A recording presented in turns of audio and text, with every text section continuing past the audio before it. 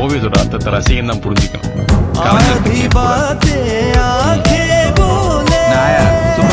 பாத்ரூம்ல பிரஷ் காணும் தேடிக்கிட்டு இருந்தேன். நீ ஆயா அச்சு வாயிலாம் வச்சிருவேன், பேசாம போயிரு. டேய், இதை எடுத்துட்டு போய் வீட்டுக்கு வெளியில வைடா. திருஷ்டியாவது குறைஞ்ச மாதிரி இருக்கும். படம் வரைஞ்சிருக்கான பெரிய அதிசயம்.